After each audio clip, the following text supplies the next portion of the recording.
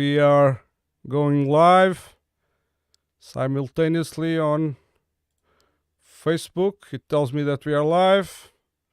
Just checking YouTube. Yeah, and we are live. Okay. First of all, I want to thank you very much for being my guest in this humble podcast across the ocean, across the Atlantic Ocean. I must say that I've someone has recommended you to me, and you immediately sparked my curiosity. And without any further ado, I would just ask you to briefly introduce yourself. Thank you. Thanks for having me, and whoever it is that suggested me, thank you to them too. I get these from all over the world. People find out about what we're doing, and then they write into a podcast and say, "Get this guy." So anyway, thank you. My name is Greg Vezina. Vezina, like the hockey trophy for the best goalie in the NHL. It's not Vezina. Learn Canadian. Anyway. I'm chairman and CEO of Hydrofuel Canada, formerly Canadian Alternative Energy. And I spent the last 45 years telling the world that we can make all our energy from sunlight, water, and air. And in the last couple of years, people started believing it. So there you go. So we converted a car to run on ammonia in 1980. 81, we drove it across Canada. We ended up on Parliament Hill on our Constitution Day, the day we got our Constitution. And we had a press conference with the Governor General of Canada, Minister of Finance, Minister of Energy, drove the car, and they were going to help us, assuming we can make it on a competitive basis with oil. And then, of course, they subsidized the hell out of oil. And then that government was Liberals. They got defeated. The Conservatives got elected. And they sent us a nice letter telling us they'd make sure our technology wasn't competitive for several decades. Too bad you wasted a few $1 million. They were right. They're absolutely right. It's 4 decades later, and here we are. Yes. I don't want to interrupt you. Sorry. But you know, the world's changed, and you know, people don't understand a bunch of things about the energy business. The first thing they don't understand is how big it is. The second thing they don't understand is renewables are not base load, which means if you're going to do renewables, you need 3 to 1 because you got to store and regenerate. The third thing they don't understand is life cycle pollution or economics. Renewables have a 15-year life. If you're going to replace base load or fuels, which is 80% of our power is liquid fuels, 80% of our energy, or the other 20%, which is electricity. With renewables, you need 3 to 1. And let's see, the energy business is $10 trillion a year. And they've spent $1 quadrillion in the last 100 years building this giant global infrastructure.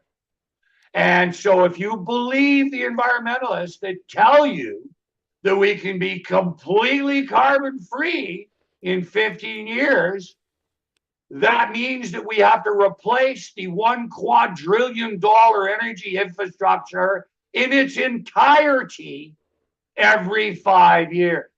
Okay.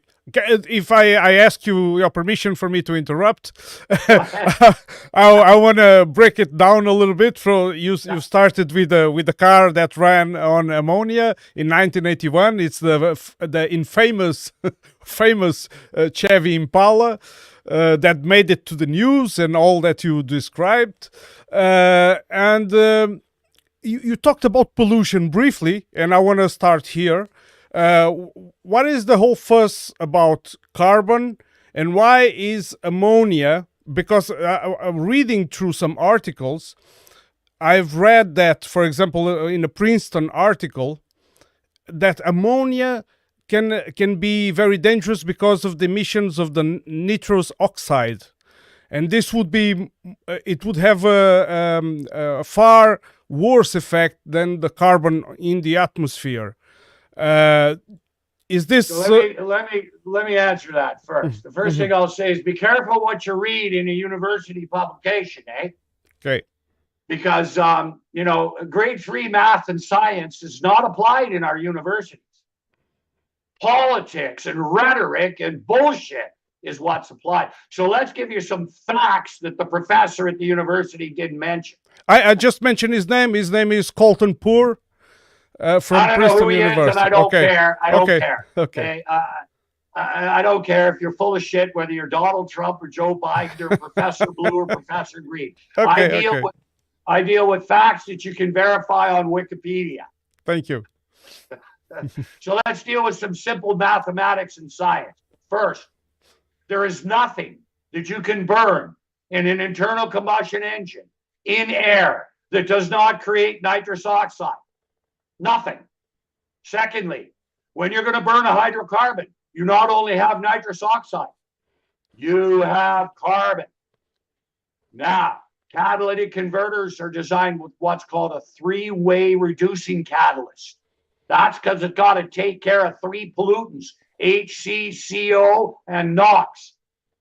And the contaminant one pollution contaminates the catalyst bed for the next pollution, and why catalytic converters are $2,000. When you're burning ammonia in air, the only emission you will have is nitrous oxide. However, it's interesting that they managed to run diesel engines that eliminate the nitrous oxide by using DEF blue. Well, what is DEF blue? It's ammonia with some carbon in it. Yeah. So let's get back to the grade 5 science that these professors forget to mention while they're drinking their Kool-Aid. So the fact of the matter is you can reduce or eliminate NOx pollution with what's called a non-selective single catalyst. Iron, $100 a ton, instead of palladium at $2,000 an ounce. Okay? So the first place, the science exists to substantially reduce nitrous oxide emissions when they're standalone. Now, what happens when you burn hydrogen in an engine? You get nitrous oxides. Yeah. Do the hydrogen guys tell you that? Nope, they don't. Do the battery guys tell you that the electricity to make the battery and the lithium and everything else, they tell you that's zero emission? That's all perfectly green. But the life cycle emissions from a battery vehicle are greater than diesel, except when 100% of the electricity to power that battery vehicle was made from renewable energy. How many places on Earth have 100% renewable energy? No. They can have for brief moments, like Portugal, for brief moments. Exactly. Okay. So again, if you look at the facts without the politics and without the science and without the rhetoric from people that believe in unobtainium and unicorn farts will save mankind. If you go ask a grade 5 science student in any high or grade school in the world in any language, they will confirm that anything you burn in air creates nitrous oxides, and the least number of chemical components within that pollutant decides how complicated it is to deal with it. So when you have 3 pollutants, it's a lot more complicated and expensive to deal with one. So the bottom line is the argument that ammonia creates nitrous oxide, that is a problem, is bullshit. Now, let's talk about the big surprise with ammonia. When you burn ammonia in pure air, you get nitrous oxide. When you burn ammonia in oxygen, you get nothing. You get N2, which is what the air is made of. What we breathe, yeah. Right? Zero nitrous oxides. Now, yes, there's a cost to produce enough pure oxygen to burn ammonia. There's no question. But there are going to be many, many, many economic cases where there's a huge advantage to doing that. Mm-hmm. And let me give you an example. If you're making hydrogen via electrolysis, you're going to spin off one oxygen atom for every 2 hydrogen atoms you produce.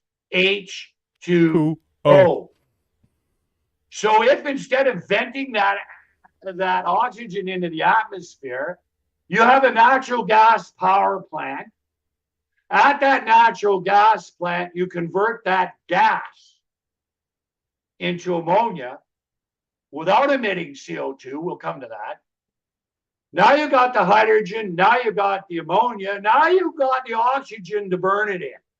What do you do with the carbon from the natural gas? Well, there's 2 ways to deal with the carbon, and one is to basically use thermochemistry to strip the carbon out, which is very expensive and energy intensive. But the second is to use what's called optophotochemistry, which is a technology we're developing with the University of Toronto. There's some big companies in the world there. Signify is a $300 million US company that cracks ammonia using light into hydrogen and nitrogen. So the technology exists to replace thermal chemistry, which is heat. And we use thermal chemistry for 90% of everything, of all chemicals, oil, gas, plastics, everything. Mm-hmm. And it's because we're creating high temperatures and high pressures. If you can replace that with light, and particular LEDs, which can now run 24/7, because you can very efficiently store daytime solar in a battery and then run LEDs. That's very efficient. Well, if you can do that, then you're eliminating the carbon and putting into a powder, a carbon form. You're not emitting CO2. Well, that carbon is probably worth more as a refined chemical than it costs you for the feedstock. I'll give you an example of carbon nano. You take natural gas and light, and you can split it various ways. One of the things you can make out of it is pure hydrogen and carbon nano. The market price for carbon nano today is $6,000 a kilo. If you only got $2,000 a kilo, your hydrogen cost is 9 cents a kilogram. Okay. If we got only $200 a kilo, our hydrogen is 90 cents a kilo. Okay. So the value of the carbon not turned into CO2 is the economic driver for the technology to eliminate the carbon. Okay. Now, the best way to make ammonia in the world is with sunlight, water, and air. In the region where I live, there are projects in place. I work in a natural gas storing facility, LNG, and then we change its phase to vapor and we put it on the pipeline. And now there are projects to mix hydrogen in these pipelines with the natural gas, and this hydrogen is made from the electrolysis that uses the energy from the sun. They are saying this is going to be a green revolution. Everything is going to be nice. What can you comment on this? On a project such as this? Again, I say grade 3 math and science. Okay, all right. Hydrogen is the least dense gas known to man. Hydrogen doesn't like to be hydrogen. In fact, it hates being hydrogen by itself. It binds to other atoms, right? It creates a hydride, which is a hydrogen in something. Yeah. But hydrogen in and of itself it's worse than LNG. It takes about 40% of the energy in hydrogen to liquefy it. And now you got to store it. And stored liquefied hydrogen is either at minus 300 Celsius or 10,000 psi. Yeah. Okay. What's that in atmosphere? So I can understand. Thousands. It's a joke. So the bottom line is that hydrogen is not capable of being economic if you use it as hydrogen unless you use it the minute you make it. The minute you have to compress it and store it and transport it, boom, boom, boom. And the World Bank, and I'll get to your LNG in just a minute, but the same thing applies. Okay. The World Bank did a study on grid scale hydrogen made via electrolysis. And they said, if you want to ship it as pure hydrogen from Newfoundland to Germany, it's going to cost you $9 a kilo in freight.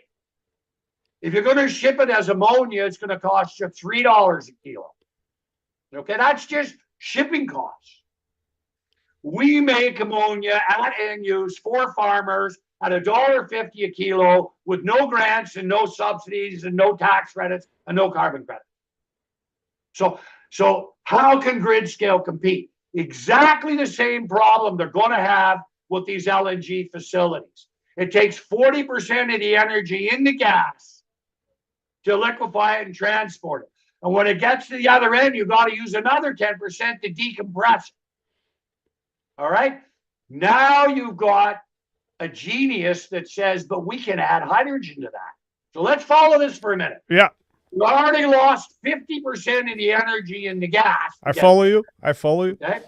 The efficiency to split water into hydrogen and oxygen by electrolysis is maybe 50%.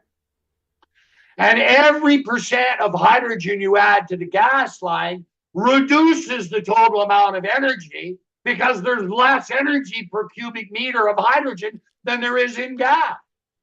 Okay. You would be better off transferring that entire pipeline to run on ammonia. It will ship twice as much hydrogen in ammonia as you can with natural gas, with lower pressures, lower temperatures, no risk of fire. Again, does Greta Thunberg tell us about this? No. Greta doesn't talk about that. Okay. So again, the notion that we're going to continue to ship energy tens of thousands of miles that could be better produced and utilized at end use. The fact of the matter is we don't have a price on pollution, and the carbon tax only applies to hydrocarbons carbons. Right. In the EU, they're cutting the use of ethanol from 7 to 3.9%. In North America, we're increasing it from 10 to 15. And yet the automobile manufacturers say, as soon as you go over 10%, we're voiding all your warranties. Ethanol only contains 75% of the energy that was in the diesel fuel and the fertilizer that we used to make it. If you'd actually like to reduce pollution by 25%, outlaw ethanol. The other thing you'll do is you'll lower food costs globally by 40%. But as Al Gore said 10 years after he did it, ethanol was the worst policy we ever came up with. But once you start bribing farmers, you can't stop, as you're finding out in Europe. Yeah. Okay? Yeah. So, look, the Drax power plant in the UK was just moved from being certified green to certified brown because they did grade 3 math. They found that there was more pollution creating shipping the old growth trees in BC they chopped down to make wood pellets that they said they weren't doing, the liars. Over a third of their wood pellets are trees that should never be cut. I have worked in that industry as well. I know I'm really... Yeah, the pollution from shipping that shit from BC to London was greater than the pollution from burning coal. And it's a forestry, it's a deforest. It's a nightmare. It's a nightmare. Okay, so again, Greta Thunberg's not at the front of the line saying we should do what's environmentally superior. Yeah. She's at the front of the line saying, I don't have a clue what I'm talking about, but my mommy and daddy told me what to say. Yeah, it's just kind of a propaganda tool for I don't know what. Yeah. Christ. The Greens are as bad as the oil companies. And that's the reason we don't have solutions. Because everybody, the hydrogen guys are as big a liars as Exxon. And so they're so busy telling lies, building their little empires, that the technologies that they could put together to work never get to market. And the solution to that is get rid of large scale. go to end-use production, where a farmer makes his own ammonia. He uses that for fertilizer. He uses that for fuel. He uses that for grain drying, and he uses it to make his own electricity. And he tells everybody, Okay. Okay. Do you think, okay, so what's the economic? You've explained a lot of the advantages of ammonia versus all these other projects that are in place. But so what's the economic game of it? I mean, I understand that if capitalism has been driving these other technologies, there's profits to be made in hydrocarbons. And so if this is much more efficient, is this like gonna take away control, or what is it about? Why isn't it implemented? There's two technologies we're developing, and I got to make sure that I make this clear so that you understand. Okay. Our first technology is called micro ammonia production system, MAPS. That is a technology that electrochemically in gas phase basically mixes hydrogen and nitrogen together.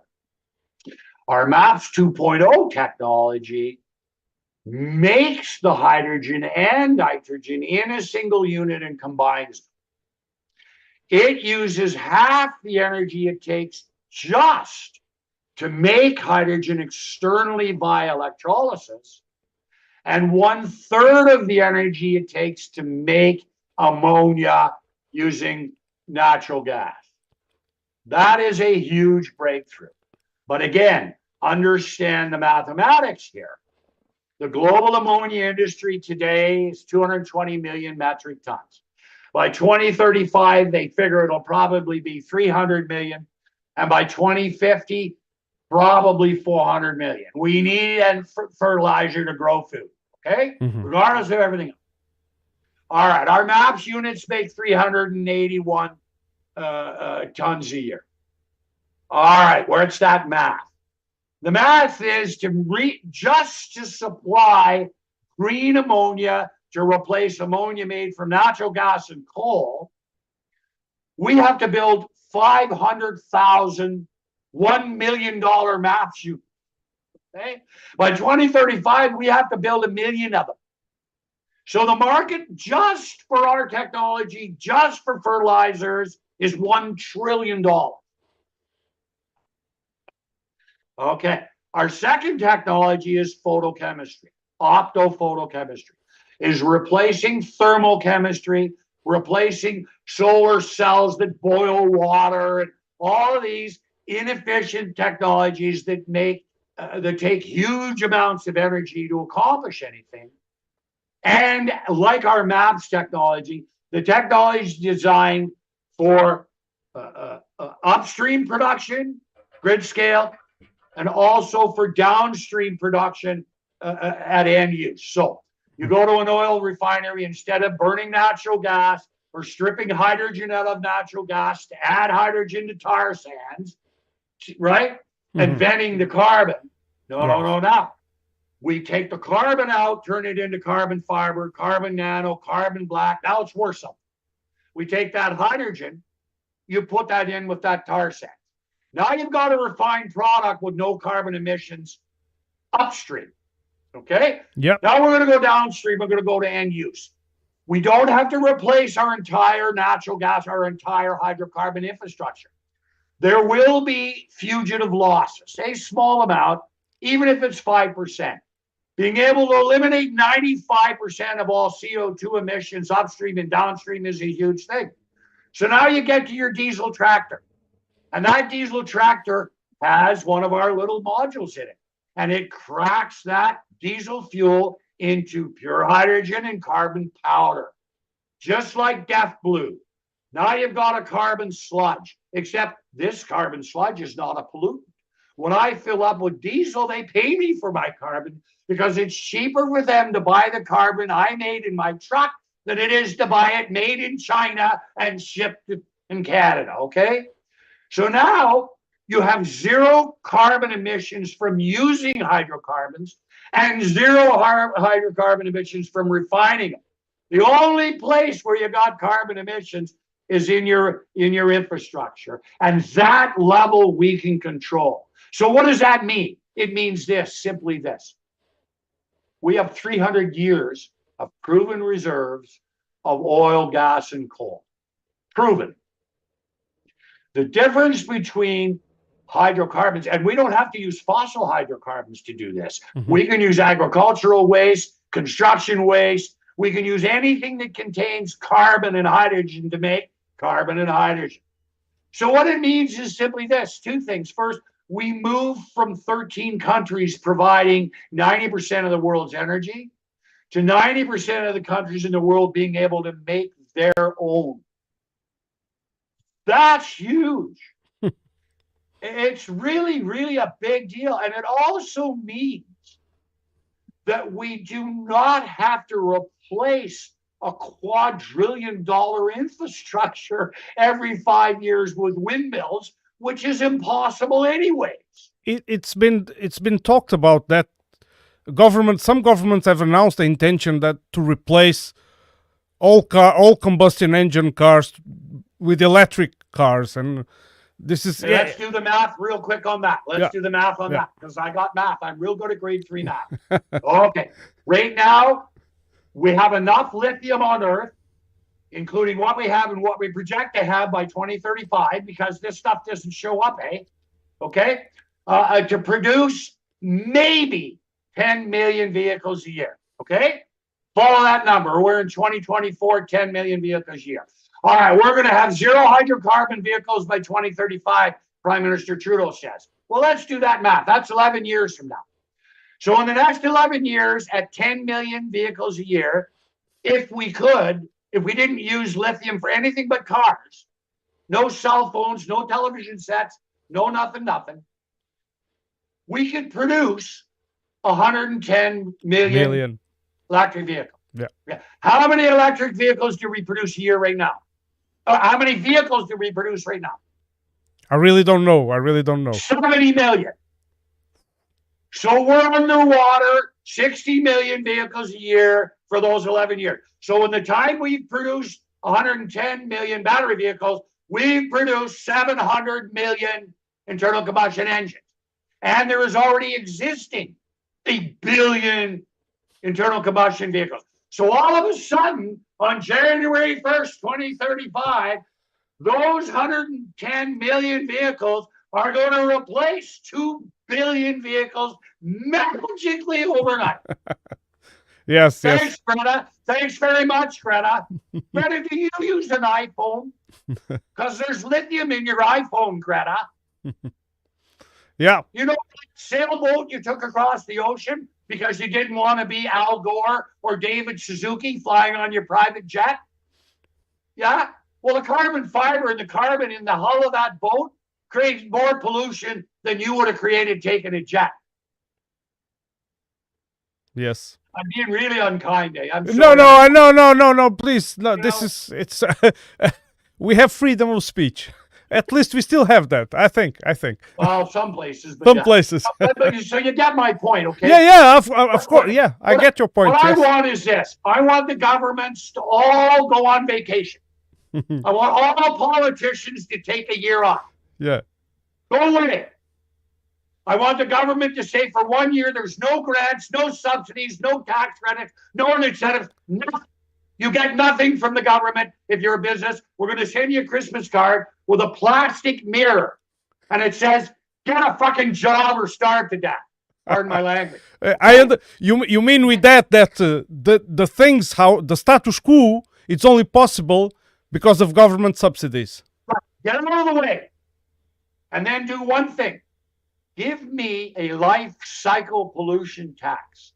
If China wants to make steel using electricity that comes from coal, it doesn't come into Canada without a carbon tax. And that's the problem with our idiot government here, okay? We used to have a provincial sales tax, which meant that when you produce something in Canada, it costs you 12% more than an import because they didn't have it. So we came up with a GST, okay? But there's no environmental cost on imports. They come in free. So how can you compete with China that's burning coal, that has slave wages, that is going in duty and import free? And now they're building their goddamn plants in Mexico. Like, So no, and I don't want to tax just on carbon. I want to tax on the life cycle pollution. I want a tax to cover the health costs of those children in Africa that are mining that lithium. Okay. So I want no grants, no subsidies, and I want a user price, end user price on pollution on everything. But we'll just start with energy. You know what that means? That means renewables and alternatives are economic in 50% of the places where they aren't today. And the other 50%, they'll never be economic. Okay? So, and if that's all, if all politicians were all defeated and we had no government for a year, the world would be a fantastic place. That's that's some thought to hold there. I want to talk a little bit about the convenience and the practicality to give our listeners an idea how it would be this new reality if we used ammonia like you did in your car back in '81. So how would be easy to store? Would it be the last place in the world you're going to use ammonia is in the passenger vehicle, where some hick driving an F-150 will drive over a station wagon full of nuns, break open an ammonia tank, and you will have the Hindenburg. It'll be another 50 years before anybody uses it. Okay, I wanted to ask you about the possible hazards. Look, yeah. There's no question that ammonia is better and safer than hydrogen. The question is risk. You want to use a new technology where you have the lowest risk, yes, where you have the highest opportunity of success. All right? Yes. There are 220 million metric tons of ammonia produced right now. It's been produced for 100 years. Yeah. We know how to store it. We know how to handle it. So you go to the industries that use it. You go to agriculture, you run a farm tractor, you run a grain dryer, okay? You go to heating and air conditioning business where they've got ammonia, where they use it all the time, where they wear the safety masks, okay? You go where the technology can be used safely, where you reduce the critical risk, okay? Now, it will be 10 years at least before you will have passenger ammonia vehicles. But look, in China, they've got them. General Motors built one over there. In South Korea, Amvehicle built an ammonia-powered vehicle. Okay. But you see, they have a different risk profile. And they have a society where you don't get sued because your nose is too big. Okay. So the problem with going to a consumer product with a new technology is the risk. All right. Yeah. And then the second point is industry. If I'm a farmer, I'm not going to replace my diesel generators with ammonia generators unless you leave my diesel generators there. Until you can prove this technology has a robust, a good life cycle and operating costs, industry's not going to take any risks. They'll pay the carbon tax. So while both Toyota and Hyundai ran their hydrogen fuel cell vehicles on hydrogen stored in ammonia on board, and they cracked the hydrogen out, and both of them did it. They went into bidding contests with Cicero in Australia that had the patent, and Toyota won, or Hyundai won, and Toyota dropped $200 million a month later into a research project to try and develop it themselves. Okay, but not going to be in the family car. It's going to be in ocean freighters. It's going to be in remote power plants for microgrids, etc. In agriculture, it's going to be in heating and air conditioning.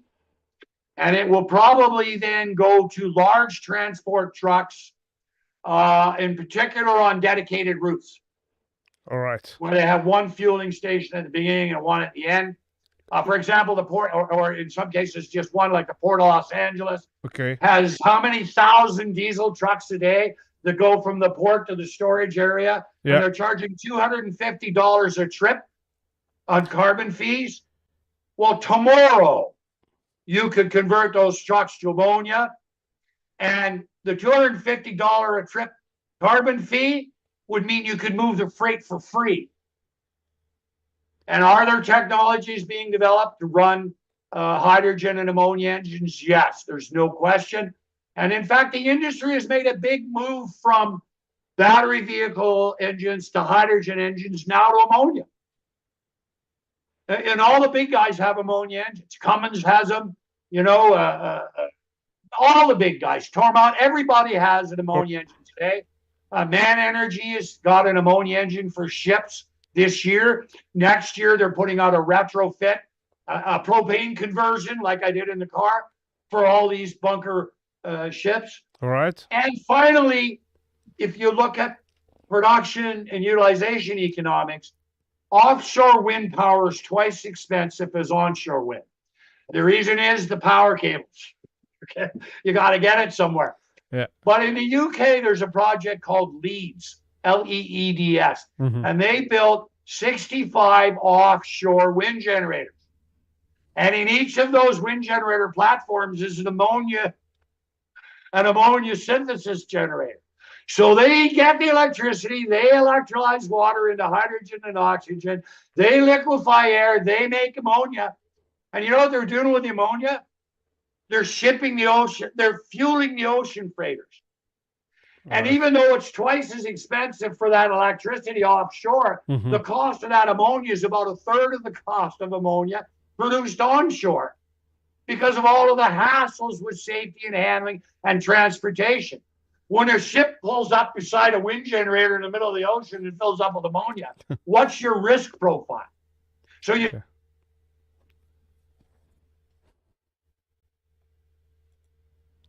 Ok, aqui a chamada Zoom expirou e vou esperar que o Greg me envie mais um link para continuarmos esta conversa. É o problema de utilizar o Zoom, estávamos a utilizar o Google Meet. So, I think the Zoom call has ended, and now I just have to wait a while for Greg to realize that and send me another link for the call. We were trying to use Google Meet, which has no limit, but Greg was having some problems on his end, and just give me a sec to message him.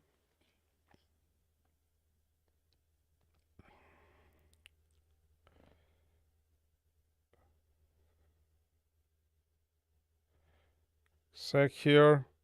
Sorry for the abrupt interruption. I wasn't expecting this. I always use Google Meet, which is time unlimited.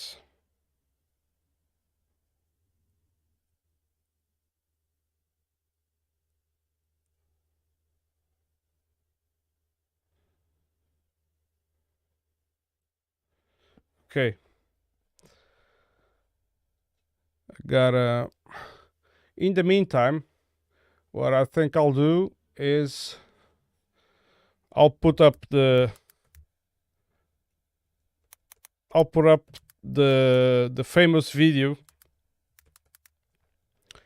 where is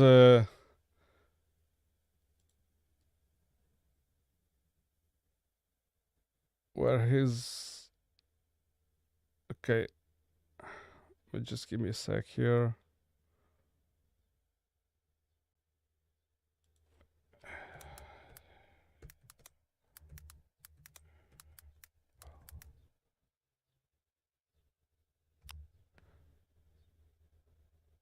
Okay.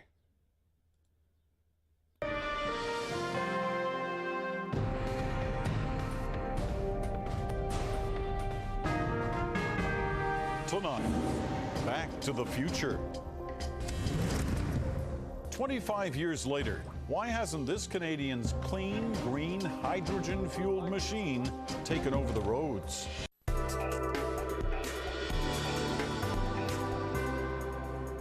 Drive a hybrid? Think you're pretty smart? Well, your vehicle may be fuel efficient, but ahead of the curve? Sorry.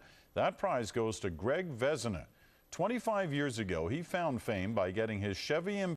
Okay, guys, I can show you this some other time. Greg sent me a new link. So we're gonna go back to our conversation. And just give me a sec here. I hate when this happens, but it's really a little bit out of my control.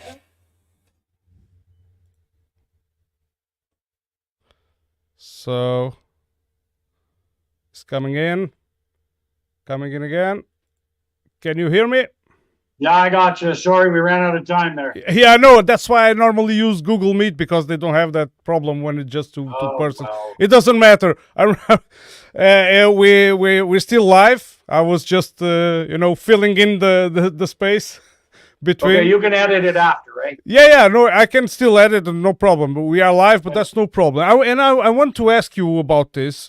Is that because since you've mentioned there is a whole infrastructure built for hydrocarbons that could be adjusted to ammonia, and then when I touched the subject of the family car, you said that it wouldn't be for now. What would the near future look like? You mean like mixed energy, still use hydrocarbons to run family car, and ammonia to the industry and big freighters and transportation? Yeah, there's no way we're going to stop using hydrocarbons, okay? There's no way. What we're going to do is we're going to stop burning hydrocarbons and emitting CO2. All right. But that's the knock against hydrocarbons. Okay. And the Greens are right when they say, when the oil industry says, oh no, we're going to use renewable energy to make hydrogen, and we're going to add hydrogen to our hydrocarbons in refining. So we're not burning natural gas and we're not emitting CO2 in the refinery stage. Well, even in the best case scenario in Alberta, this CO2 trunk line to bury CO2 underground is only going to reduce the upstream emissions by 60%. Mm-hmm. So no matter what they do, they're still going to be blasting out a whole bunch of carbon.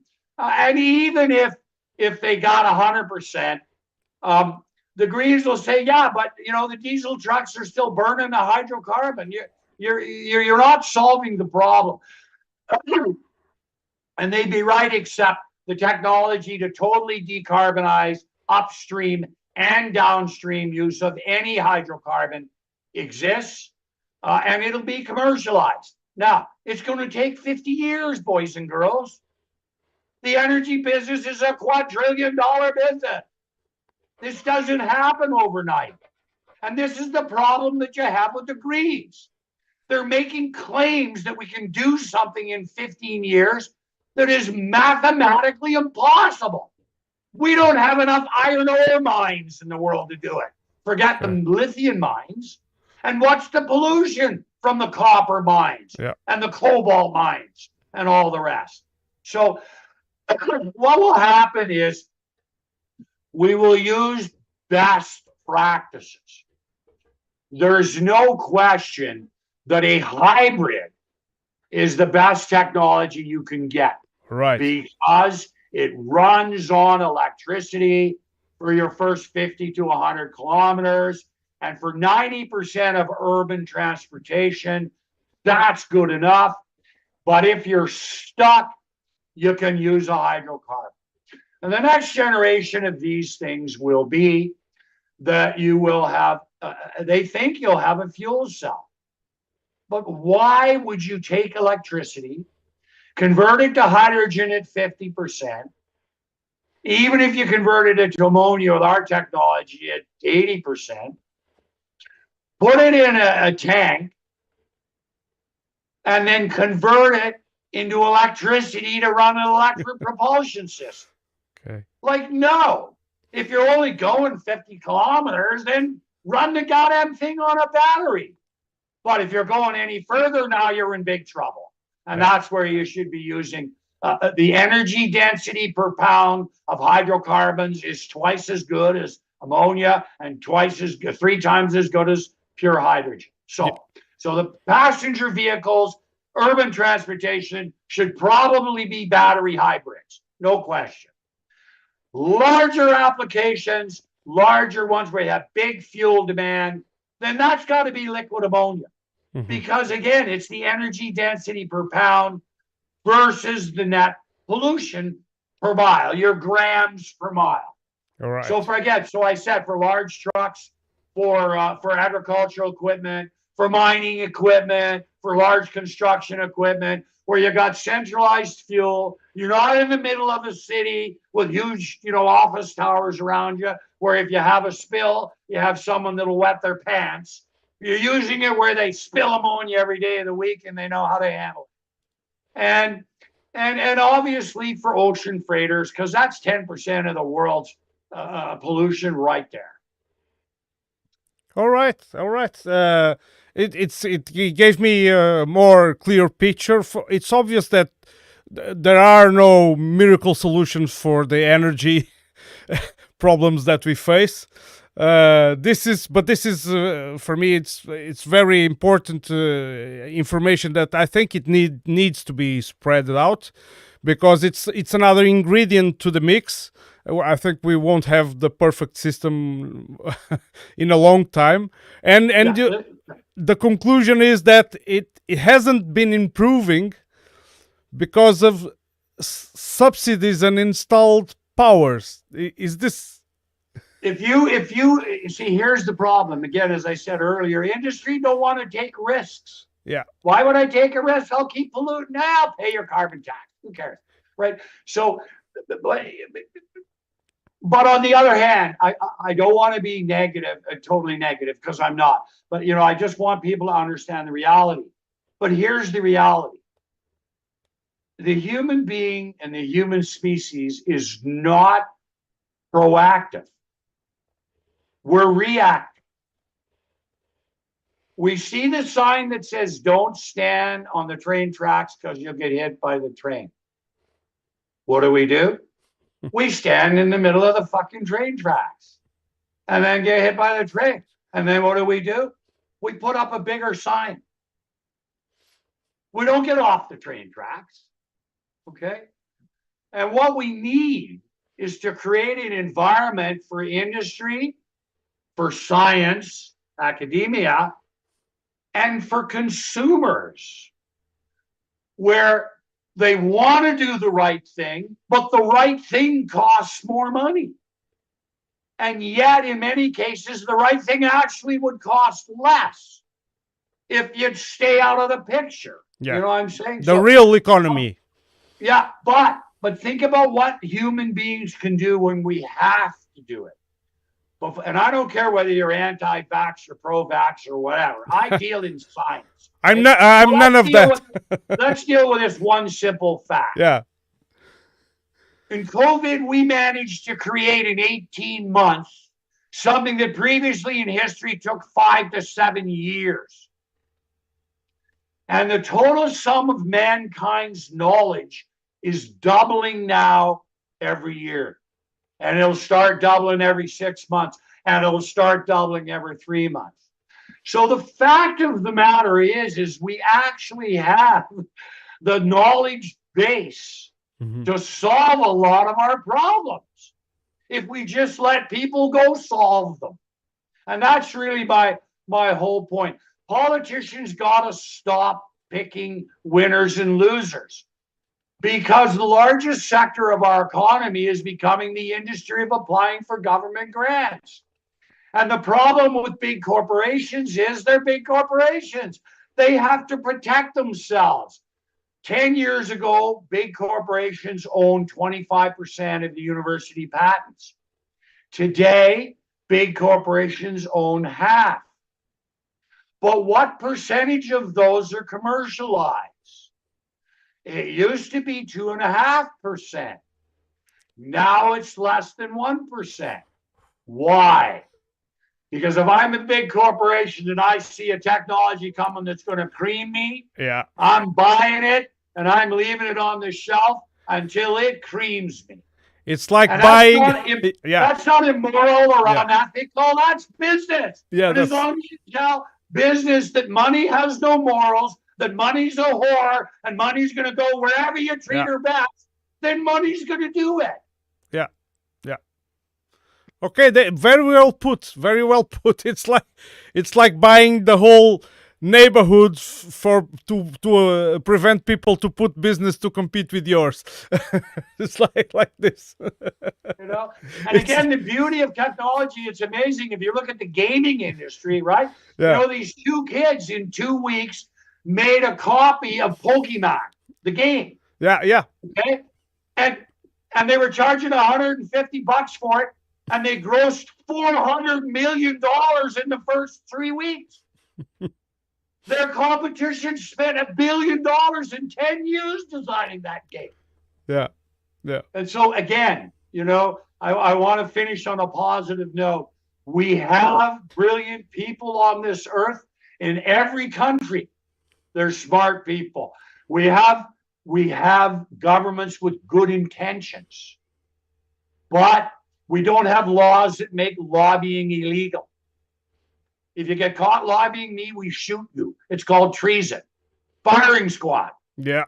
And we have the exact opposite here. You know what I mean? The governments are busy protecting companies instead of regulating them. But companies and campaign contributors. Yeah. Okay. And if I've always said that if we were governed by the dumbest 10% of us on their cell phones, we'd be governed better than we are by politicians. And I actually wrote a book on this called Democracy A, and we studied referenda, and 75% of them are initiated by people, and they pass. Only 25% by special interests that pass. And within 10 years, half of those are defeated. So every 10 years, the dumbest 10% of us will be right 87.5% of the time. Name a smartest politician you've ever seen that was right half the time. Oh, no, I don't know. Karl Marx, but he's not a politician. Now, the capitalists and the politicians hate democracy because if we had democracy, we'd tax the rich. Yeah. If we had democracy, you wouldn't be able to move all your money to the Grand Cayman Islands. Yeah, that's so in tune with that. Yeah. You know, and I'm not a communist. I'm a capitalist. Yeah, I understand, but I understand it's rational argument. When Warren Buffett's secretary pays a higher tax rate than Warren Buffett does, like there's something wrong here, right? Yes. So it's the same thing in the energy sector. It's the same thing in medicine. Why would you cure cancer? Yeah, it would kill profit. Yes. Okay. Yeah. And yet, 90% of the people in medicine are trying to cure cancer. The people on the front lines, they're the believers. They're the ones that are trying to make the changes. And then you run into this thing called free enterprise, which ain't free and ain't fair. And then you got to deal with it. And yet, as I said earlier, even with all of those faults, when industry realize they can make more money doing the right thing than the wrong thing, bang, they'll turn the Titanic overnight.